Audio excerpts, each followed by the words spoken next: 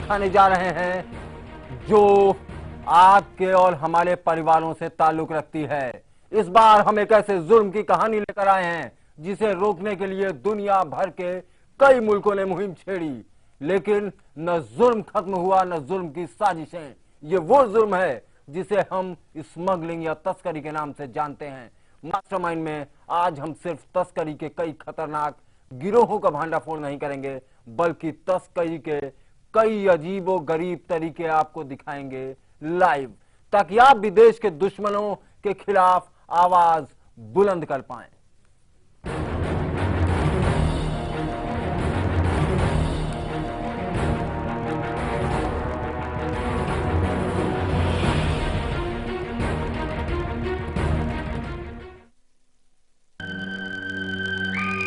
आसमान पर कितने तारे हैं? अब आप हमारे हैं। रुक जाओ! ये पुलिस है! पुलिस! उतना सोना अपने साथ लाएं राज सिंह। पर्दे के विलन तो बहुत देखे होंगे आपने। सारा शहर मुझे लॉयन के नाम से जानता है। मैं उन चीजों की स्मगलिंग करता हूं जिनकी इजाजत सरकार नहीं देती।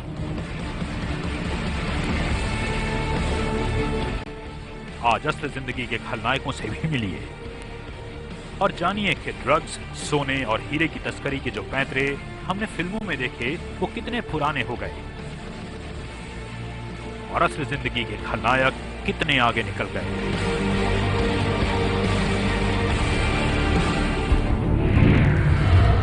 मास्टरमाइंड में आज तस्करी के कई गिरोह बेनकाब होंगे।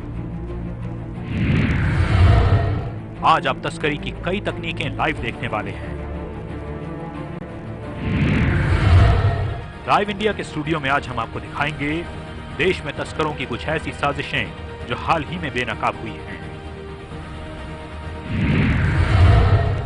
तस्करी की कुछ ऐसी तकनीकें जिनके बारे में आपने सोचा भी नहीं होगा।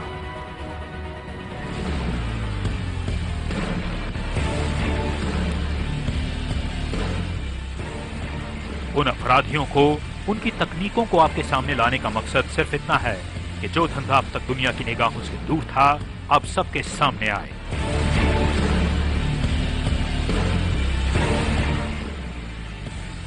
पूरे देश को उन तकनीकों का अंदाजा हो जिनके दम पर हिंदुस्तान में अरबों का धंधा चलाया जा रहा है, जिनके भरोसे देश में एक बड़ा अंडरवर्ल्ड अपनी तिजोरियां भर रहा है। आज आपके सामने तस्करी की कई अनदेखी और अजीबोगरीब तकनीकें आएंगी। मास्टरमाइंड के जरिए हमारी आपसे गुजारिश है कि आप भी इन तकनीकों को गौर से देखें ताकि कोई तस्कर इस तकनीक के जरिए आपकी आंखों में धूल न झोंक पाए, ताकि हम और आप मिलकर देश के उन दुश्मनों को बेनकाब कर पाएं, ताकि आप और हम पुलिस और कानून का सहारा बन पाएं।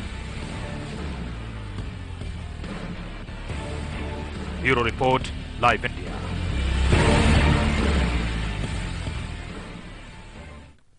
आज हम आपको वो सारी तकनीक लाइव दिखाएंगे जो देश के दुश्मन आम लोगों की आंखों से चुरा कर और बचकर इस ड्रग्स की तस्करी को आगे बढ़ाते हैं। हमारे साथ इस पूरे प्रोग्राम के दौरान मौजूद रहेंगे रोहित शर्मा जी, जो जोनल डायरेक्टर हैं नारकोटिक्स ब्यूरो दिल्ली यूनिट के।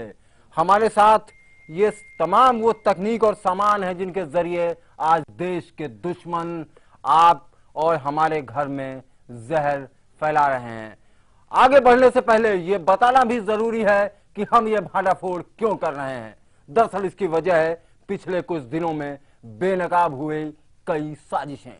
पिछले 2 हफ्ते में करोड़ों रुपए के ड्रग्स और सोना बरामद हुआ, जिनकी तस्करी के लिए ऐसी ही साजिशें रची गईं कि पुलिस के भी होश उड़ गए।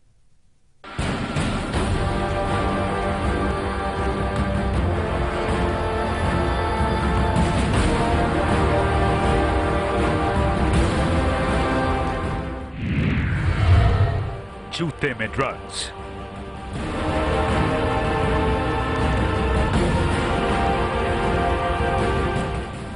लंबे अरसे से तस्करों का यह गिरोह पुलिस की आंखों में धूल और नौजवानों के खून में जहर घोल रहा था।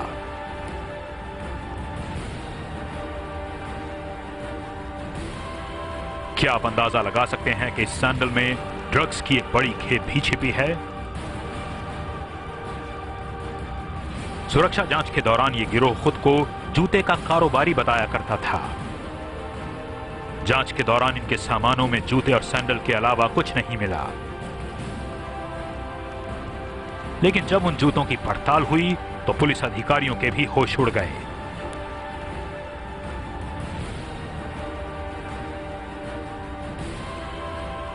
जूते के सोल में पुलिस को ड्रग्स की बड़ी खेप मिली। पुलिस के मुताबिक एक जूते में 50 से 60 ग्राम हेरोइन छिपाई गई थी और इस गिरोह के पास ऐसी हजारों सैंडल मौजूद थीं। इसको सैंडल्स में छुपा कर लाया गया, जिसका हम आपको सैंपल भी दिखाएंगे। जिस तरह से एक बहुत ही कैविटी जो है उस सैंडल की हील के अंदर या उसकी बॉडी के अंदर या प्लेटफॉर्म्स के अंदर कंसील करके इसको यहाँ लाया जाता था और फिर सलीम के वेयर हाउस में उसको फर्दर अनपैक करके और फिर जहाँ आगे भेजना होता था उसके लिए फिर कंसाइनमेंट्स जो हैं वो तैयार की जाती थी।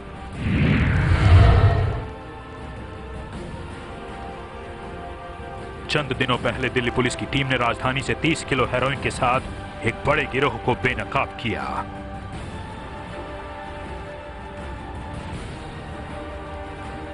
तस्करी के लिए यह गिरोह कुछ ऐसे हथकंडे अपना रहा था जिसे देखकर आपके होश भी फाख्ता हो जाएंगे। यह गिरोह ड्राई फ्रूट्स के डब्बों के जरिए ड्रग्स की तस्करी को अंजाम दे रहा था। किसी को शक न हो इसलिए इन पेटियों में ड्राई फ्रूट्स के पैकेट रखे जाते थे, लेकिन उन पैकेट्स के भीतर मौजूद थे कई जानलेवा ड्रग्स। रवि जल्होत्रा के साथ विवेक शर्मा, लाइव इंडिया, दिल्ली।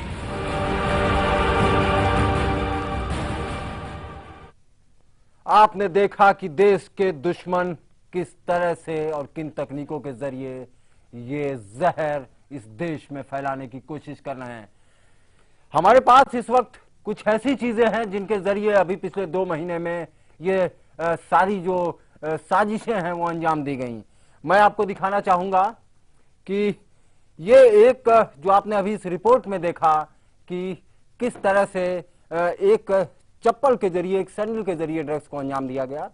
ये देखिए इस तरह से यहां पर ये छुपाई जाती है। पुलिस ने रिकवर की थी, काफी बड़ी मात्रा में ड्रग्स को रिकवर किया गया।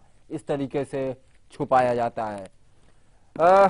रोहित शर्मा जी, इस तरह की तकनीकों को पकड़ना कितना मुश्किल होता है और किस तरीके से आप लोग ये सारी चीजें डिटेक्ट करते हैं? देखिए, जैसा आपने कहा कि इसको पकड़ना कितना मुश्किल होता है, तो मैं सिरे से ही ये कह रहा हूँ कि इनको पकड़ पाना वाकई में ही मुश्किल होता है। उसका कारण ये है कि ये जो तस्कर हैं, ये जो स्मगलर्स हैं, ये अपनी विभिन्न प्रकार की जो एक्टिविटीज़ हैं वो उनको चेंज करते रहते हैं बार बार, और जिसे कहते हैं कि they try to outsmart us, they try to hoodwink us time and again. नए नए तरीके ये लोग अपनाते हैं। जैसे अभी आप दिखा ही रहे थे कि सैंडल्स में छुपाया हुआ है, दिल्ली पुलिस का केस आपने दिखाया जी। फिर इसके अलावा अभी आपने ड्राई फ्रूट्स के बीच में कंसीलमेंट दिखाया। ये नारकोटिक्स कंट्रोल ब्यूरो ने अभी हाल ही में पकड़ा है ये कंसाइनमेंट, 31 किलो हेरोइन का जो आप बता रहे हैं। तो ये नई नई विधियां अपनाते हैं, अलग अलग तरीके बार बार अपनाते हैं, पुराने तरीकों को छोड़ते जाते हैं, नए तरीके अपनाते रहते हैं, जिसके कारण से इनको जब तक कि हमें स्पेसिफिक इंटेलिजेंस इनपुट्स ना हो तो इनको पकड़ पाना काफी मुश्किल हो जाता है। रोहित जी, अभी चप्पल की बात कर रहे थे, किस तरीके से ये लोग इसके अंदर से छुपा के ड्रग्स ले जा रहे थे। मैं चाहूंगा आप हमारे दर्शकों को बताइए कि इस चप्पल के जरिए वो और कहां कहां क्या रास्ते हो सकते हैं, किस तरीके से और छुपाया जा सकता है। आप इतने लंबे वक्त से नारकोटिक्स में काम कर रहे हैं, किस तरह के मामले आपके सामने आए। मैं चाहूंगा आप हमारे दर्शकों को ये जो एक हमने डेमो के लिए रखा हुआ है यहाँ पर, उसके जरिए समझाने की कोशिश करें। देखिए, जैसा आपने अभी दिखाया कि चप्पल में छोटे छोटे पैकेट्स जो हैं पॉलीथीन में रैप करके उनको चप्पल के सोल में या शूज़ के सोल में छुपा के लाने की ये एक विधि है। इसी प्रकार लेडीज़ के हैंडबैग्स, पर्सेस जो हैं, उनकी जो दीवारें होती हैं, लाइनिंग्स होती हैं, उसमें फॉल्स कैविटीज़ क्रिएट कर दी जाती हैं और लेडीज़ के पर्सेस में उनको स्टफ़ किया जाता है। हमने ऐसा मामला भी पकड़ा है अभी हाल ही में, नारकोटिक्स कंट्रोल ब्यूरो ने।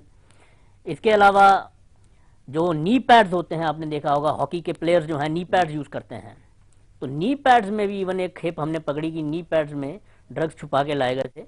नी पैड्स में जो एक कैविटी बनी होती है, कैविटी में ड्रग्स को छुपाया गया था। अभी हाल ही में अभी आपने अभी स्क्रीन पे दिखाया भी कि किशमिश में मिले हुए ड्राई फ्रूट्स में ऊपर ड्राई फ्रूट्स पड़े हुए हैं किशमिश, और नीचे जो है ड्रग्स को आधा आधा एक एक किलो के पैकेट्स बना के। बिल्कुल बिल्कुल, हम आगे और तकनीकें भी दिखाएंगे। फिलहाल हम आपको बता दें, जैसे स्क्रीन पे आप ये देख रहे होंगे किस तरीके से इन चप्पलों में और इन सैंडलों के जरिए यहाँ पे कहीं भी निकाला जा सकता है। दिल्ली पुलिस ने एक बड़ी कामयाबी हासिल की। इस तरह से ये मैं आपको जो स्क्रीन पे ये आप पदार्थ देख रहे हैं, ये ड्रग्स नहीं है, असल में ये एक टल्कम पाउडर है, लेकिन हम सिर्फ दिखाने के लिए किस तरीके से ये लोग छुपाते हैं और पुलिस को पकड़ना काफी मुश्किल होता है। पुलिस आमतौर पर सिर्फ आदमी की तलाशी लेती है, यहाँ पर वो धोखा देने के लिए इन चीजों का इस्तेमाल करते हैं। पानी की बोतल, ये हम एक और तकनीक आपको दिखा रहे हैं जो जिन केसेस की हमने स्टडी की और पुलिस से बात की, एजेंसीज के लोगों से बात की, उन्होंने हमें बताया कि क्या क्या तकनीक इस्तेमाल करते हैं। मैं दिखाना चाहूंगा, ये एक पानी की बोतल है जिसके जरिए, ये बेहद इंटरेस्टिंग तकनीक है। पानी की बोतल को दो हिस्सों में ये लोग करते हैं। एक हिस्से के नीचे वाले पार्ट पे ये लोग इसको ब्लॉक कर देते हैं, पानी भरा जाता है, नीचे वाले हिस्से में भी पानी भर दिया जाता है और इसको इस तरह से लगा लेते हैं। नीचे भी पानी भरा होता है, ऊपर भी पानी भरा होता है, और वो हाथ में लेकर के इसको सफर करते हैं इस तरह की बोतल पे, किसी को भी शक नहीं होता है। ये तकनीकें हैं, कितने हाईटेक हो चुके हैं ये ड्रग्स के स्मगलर और किस तरीके से अंजाम देते हैं, इसका अंदाजा लगाना आपको अब तक लग चुका होगा। रोहित जी, मेरा दूसरा सवाल आपसे कि आखिर एक आदमी अगर इस शिकंजे में फंस चुका है, माँ बाप कैसे डिटेक्ट करें उनको, कैसे पहचाने कि मेरा बच्चा गलत रास्ते पे जा चुका है, क्योंकि बच्चा कभी नहीं बताएगा कि वो ड्रग्स ले रहा है। देखिए, इसमें माँ बाप और टीचर्स का काफ़ी बड़ा रोल है, और जो एनसीबी है, हमारी नारकोटिक्स कंट्रोल ब्यूरो, हम ये अवेयरनेस भी स्प्रेड करते रहते हैं अक्सर माँ बाप के बीच, पेरेंट्स के बीच, और स्कूलों कॉलेजेस में जाके टीचर्स को भी ये चीज़ें बताते रहते हैं कि कैसे सिम्टम्स जो हैं आप पकड़ पाएँ, कि जिससे पता लग पाए कि बच्चा जो है गलत राह पे चल चुका है। देखिए, कुछ सोशल सिम्टम्स हैं, कुछ साइकोलॉजिकल सिम्टम्स हैं, कुछ फिजियोलॉजिकल सिम्टम्स हैं जो कि नज़र आने शुरू हो जाते हैं। जैसे कि बच्चा उखड़ा उखड़ा रहना शुरू हो जाता है, उसकी संगति अगर माँ बाप देखें एकदम से बदल गई है, पहले उसके दोस्त कोई और थे, अब एकदम से उसके नए यार दोस्त बन गए हैं। कुछ जो शरारती तत्व हैं उनके साथ वो रहने लग गया है, ज़्यादा विड्रॉन रहता है फैमिली से, पढ़ाई में मन नहीं लग रहा है, एकदम से उसका स्टडी में जो है गिरावट आ गई है, स्केल्स में, एग्जामिनेशंस में अच्छे तरह से परफॉर्म नहीं कर पा रहा है, आँखों से पानी बहना, नज़ला ज़ुकाम रहना, बार बार बीमार हो जाना, तो लॉस ऑफ एपेटाइट जिसे कहते हैं, भूख ना लगना, नींद ना आना। तो ये कुछ एक सिम्टम्स हैं जिससे कि माँ बाप को पता चल जाना चाहिए कि बच्चे में कुछ तब्दीलियाँ आई हैं, तो वो किस कारण से आई हैं। क्या वो ड्रग्स तो नहीं, क्या वो उसकी कुसंगति तो नहीं, क्या वो किसी शरारती तत्वों के जो कि ड्रग्स के साथ डील कर रहे हैं उनके साथ मेल मिलाप बढ़ा के कहीं भटक तो नहीं गया। चलिए, आपने छात्रों की बात बताई, किताबों के जरिए देखने में आपको ये सिर्फ एक किताब लग रही होगी जो कि आमतौर पे बच्चों के बैग में ये दिखती है। बच्चों के बैग में एक किताब रहती है, आमतौर पे एक पढ़ने वाली किताब है, लेकिन किस तरह से इसके अंदर ड्रग्स छुपाया जाता है हम आपको दिखाने की कोशिश कर रहे हैं। इस बैग के पन्नों को फाड़ के और बीच में ड्रग्स रखी जाती है। पुलिस ने तमाम ऐसी चीजें पकड़ी हैं, ऐसी तकनीकी पकड़ी है, इसके जरिए भी कई किलो ड्रग्स बरामद किए गए हैं इस तरह से इस किताब में छिपाकर, और ये जहर स्कूलों और कॉलेजों तक पहुंच चुका है। रोहित शर्मा जी, ये किताब है, सिर्फ देखने में सिर्फ किताब लग रही है। मेरा सवाल आपसे कि इस किताब के जरिए ये लोग किस तरह से स्कूलों तक पहुंच रहे हैं और इस तरह की तकनीकी के पीछे इनका बचने का मकसद क्या है? देखिए, ये जो तस्कर हैं, मैं यहाँ बताता चलूँ कि ज़्यादातर जो ड्रग्स जो इंडिया में आ रहे हैं, जैसे अफीम हुई या हेरोइन हुई, खास करके हेरोइन जो है, मैं दर्शकों को बताना चाहूँगा कि ओपियम, अफीम जो है उसी को प्रोसेस करके बनाई जाती है, और आज विश्व भर में लगभग 80% जो हेरोइन प्रोडक्शन हो रही है वर्ल्ड में, वो अफगानिस्तान में हो रही है। और हमारी विडंबना ये है कि हम अफगानिस्तान पाकिस्तान के साथ सटे हुए हैं। तो ये हेरोइन जो है वो तस्करी के माध्यम से जो इंडिया में आ रही है, अफगानिस्तान पाकिस्तान के रास्ते होते हुए इंडिया में घुसती है।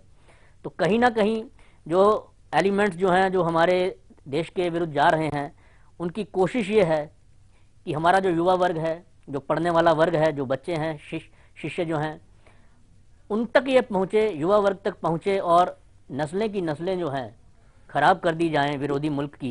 रोहित जी, जैसा हम स्क्रीन पे देख रहे थे कि किताब के जरिए और कॉपियों के जरिए इस तरह की चीजों को देश में और स्कूलों तक फैलाया जा रहा है।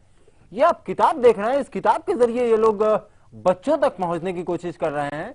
इसके अलावा वो कौन कौन सी ऐसी तकनीकें हैं, क्योंकि आप लोग लगातार इन अपराधियों से डील करते हैं, इन अपराधियों को इंटेरोगेट करते हैं, बच्चों के जरिए ये और किन किन चीजों में छुपा के, इस किताब के अलावा किन किन चीजों में ये इस जहर को स्कूलों तक पहुंचाते हैं या स्मगलिंग में इस्तेमाल करते हैं?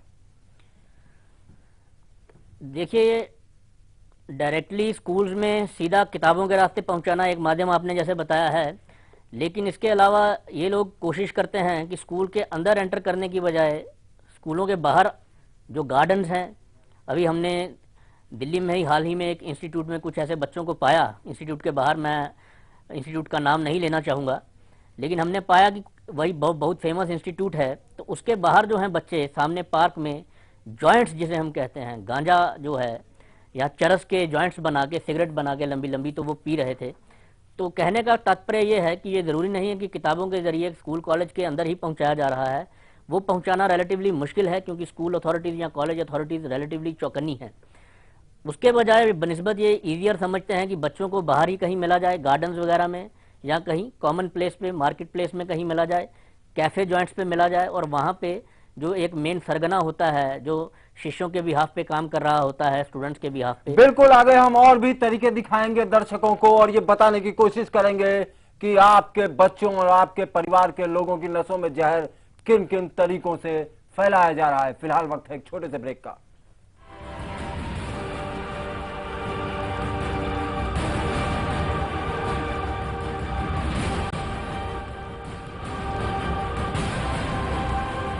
शादी हुई, ससुराल में मायके का एहसास ढूंढ रही थी। वैसे यहां भी प्यार जताने वाला परिवार था, पर मेरा भविष्य सुरक्षित है इस बात से आत्मसम्मान और विश्वास मिला था। समृद्ध Jeevan multi state multipurpose cooperative society limited आपका जीवन समृद्ध बनाने के लिए हमेशा आपके साथ। केश किंग आयुर्वेदिक तेल जो बना है 16 खास आयुर्वेदिक तत्वों से, रखे मेरे बालों का ख्याल और बनाए उन्हें लंबा, काला और घना। Kesh King, the king of hair oil. Vicco turmeric नहीं cosmetic, Vicco turmeric ayurvedic cream कील मुहासों को जड़ से मिटाए, हल्दी चंदन के गुण इसमें समाए, त्वचा की रक्षा करे आयुर्वेदिक क्रीम, वीको टर्मरिक आयुर्वेदिक क्रीम।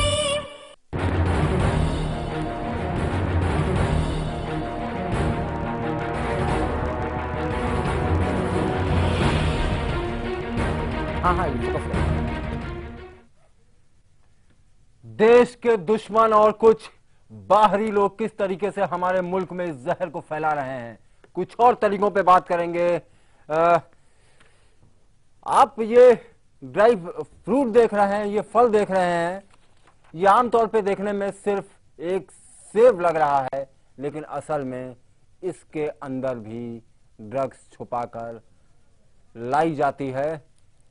रोहित जी, हम चाहेंगे आप दर्शकों को बताएं कि इन फलों के जरिए किस तरीके से इस तस्करी को अंजाम दिया जा रहा है, किस तरीके से इस खेल को आगे बढ़ाया जा रहा है। देखिए, जैसा मैंने पहले भी बताया कि ज़्यादातर जो हेरोइन जैसे है, हेरोइन की अगर बात करें तो अफगानिस्तान से होती हुई पाकिस्तान के रास्ते इंडिया में आती है, बाय लैंड रूट या बाय रेल रूट जो है, हमारी समझौता एक्सप्रेस ट्रेन वगैरह जो हैं वो चलती हैं, कमर्शियल ट्रेन हैं, कमर्शियल कार्गो आता है।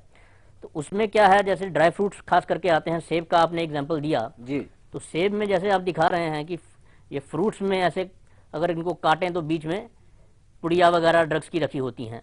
उसी प्रकार कुछ एक कंसाइनमेंट्स पकड़े गए हैं जिनमें कि जैसे अखरोट हुए, अखरोट को अगर आप खोलेंगे तो उसके बीच में अखरोट की गिरी के बजाय आपको पाउडर मिलेगा, उसी प्रकार कुछ कंसाइनमेंट्स पकड़े गए हैं बादामों के। बादाम का छिलका अगर आप खोलते हैं तो अंदर बादाम की गिरी नहीं निकलेगी, बल्कि पाउडर निकलेगा, ड्रग निकलेगा। तो ऐसे ऐसे इंस्टेंसेस भी हमने देखे हैं जो कमर्शियल कार्गो के जरिए आते हैं। तो आप किसी भी चीज़ को, जो भी आपके जहन में आती है, जो भी चीज़ आप सोच सकते हैं, be it fruits, be it dry fruits, be it any toys, ladies के पर्सीज, जूते, चप्पल, आप जो भी रोज़मर्रा की ज़िंदगी में कोई भी चीज़ यूज़ करते हैं, कोई चीज़ अछूती नहीं है जिसमें ये ड्रग्स छुपा के नहीं भेज सकते या इन्होंने ना भेजे हों। अच्छा, अभी थोड़ी देर पहले रोहित जी आपसे चर्चा हो रही थी, आप बता रहे थे कि ये लोग जो क्राफ्टिंग करने वाले लोग हैं ये बेहद शातिर होते हैं, ये किसी भी चीज में ड्रग्स को रख के उसको ट्रांसपोर्ट कराने में सक्षम होते हैं। हम चाहेंगे आप दर्शकों को बताएं, जैसे कि एक हमारे पास ये टॉय रखा है, कि आखिर इसकी क्राफ्टिंग तकनीकी, यानी कि जो जिसमें ड्रग्स छुपा कर ले जाया जाता है, उसकी तकनीकी क्या होती है और इसके पीछे की मंशा और मोडस ऑपरेंडी क्या होती है। देखिए, अभी जो भी हमने डिस्कस किया है वो इनका मोडस ऑपरेंडी ही है, स्मगल करने का ड्रग्स को, फ्रूट्स में, ड्राई फ्रूट्स में, टॉयज़ में। जैसे आपने बताया, जैसे आप ये टॉय दिखा रहे हैं, तो इस टॉय में भी अगर आप देखेंगे जी, तो पीछे जैसे ये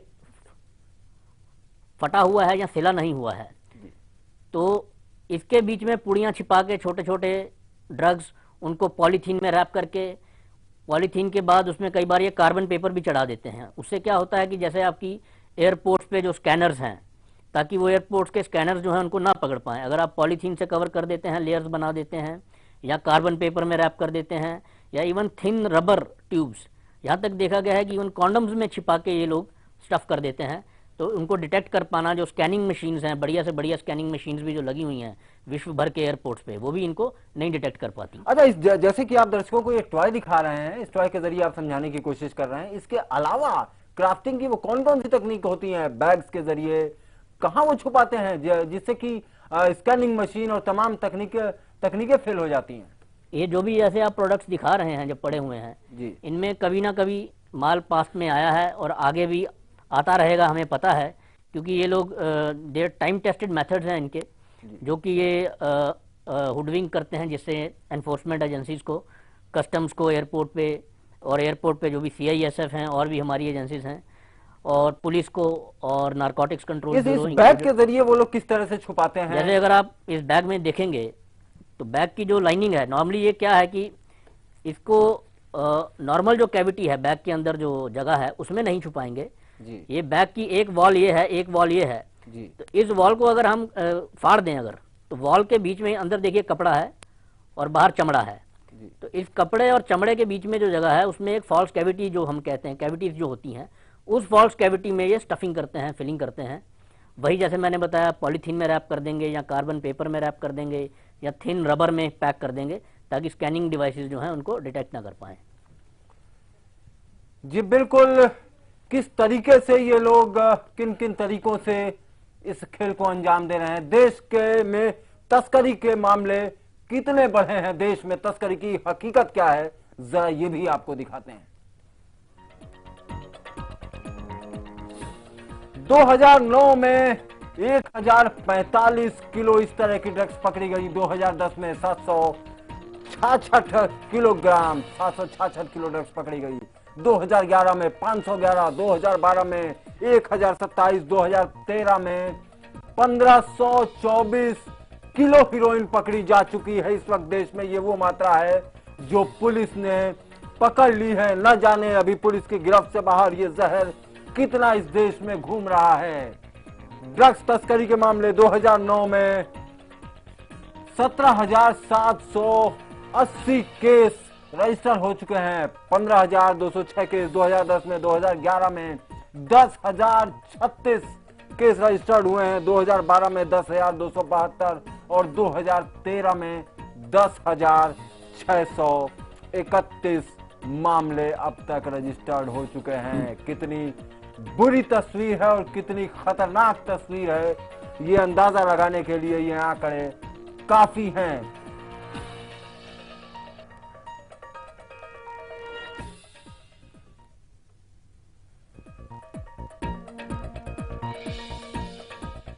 अगर आप भी तस्करी के किसी गिरोह के बारे में जानते हैं या आपके बारे में कोई जानकारी है तो वो आप सरकारी एजेंसियों के साथ या अपने नजदीकी पुलिस थाने में जाकर बता सकते हैं। आप उस साजिश की जानकारी नारकोटिक्स विभाग की ईमेल आईडी dzu/narcotics@nic.in, इसके अलावा mastermind@liveindia.tv पर भी ये जानकारी दे सकते हैं। हम इसे एजेंसियों के साथ साझा करेंगे।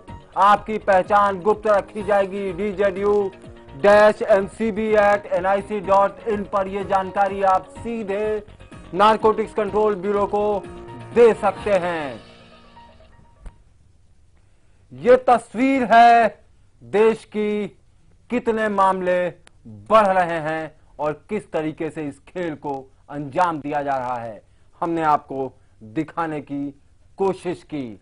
देश में तस्करी की हकीकत क्या है, ये हमने आपको दिखाया। रोहित शर्मा जी, मेरा आपसे एक सवाल है कि देश के लोगों को आप अपनी एजेंसी के जरिए भी ये बताने की कोशिश करें कि लोग आपसे जुड़ें और इस जहर को खत्म करने में आपकी और हमारी मदद करें। फिलहाल मास्टरमाइंड में इतना ही। हमें दीजिए इजाजत, खबरों का सिलसिला जारी है।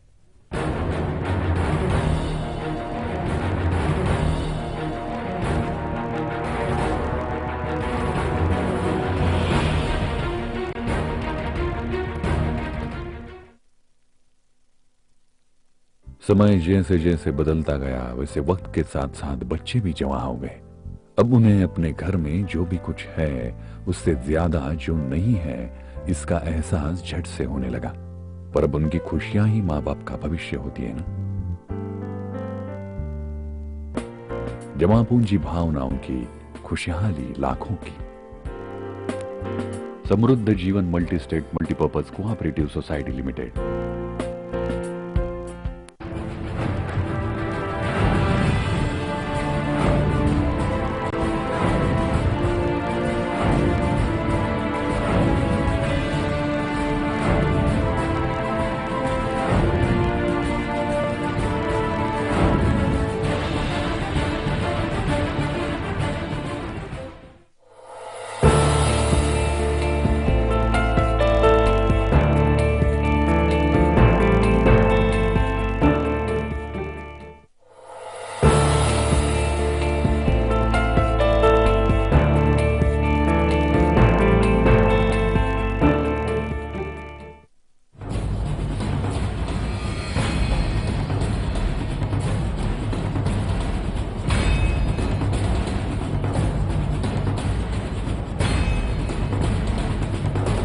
वंदे मातरम है हमारा, जिसमें माँ का साकार रूप का वर्णन है, वो बंद हम नहीं गाएंगे तो वहाँ माँ दुर्गा के आसपास घूमकर गरबा कैसे कर सकते हैं।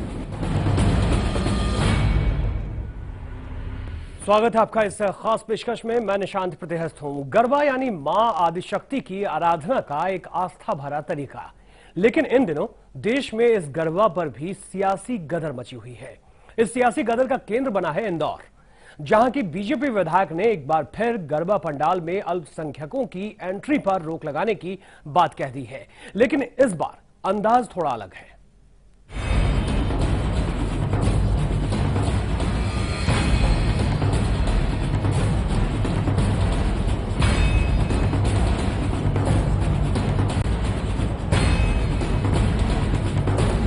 वंदे मातरम है हमारा, जिसमें माँ का साकार रूप का वर्णन है, वो बंद हम नहीं गाएंगे तो वहाँ माँ दुर्गा के आसपास घूमकर गरबा कैसे कर सकते हैं। एक तरफ पूरा देश नवरात्रि की तैयारी में जुटा हुआ है, दूसरी तरफ गरबा को लेकर सियासत के मैदान में गदर मचा है। इंदौर की बीजेपी विधायक उषा ठाकुर ने एक बार फिर गरबा पंडालों में मुसलमानों की एंट्री के मुद्दे पर विवादित बयान दिया है, लेकिन बार बार इसी तरह से आधार बनाया जाता है इस बयान को। इस बार का आधार है वंदे मातरम।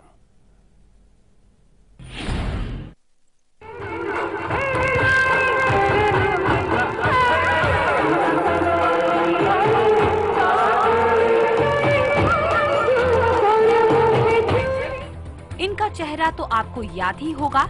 अरे ये वही उषा ठाकुर हैं जिन्होंने पहले इंदौर के गरबा पंडालों में मुसलमानों के प्रवेश पर प्रतिबंध लगाने की मांग की थी।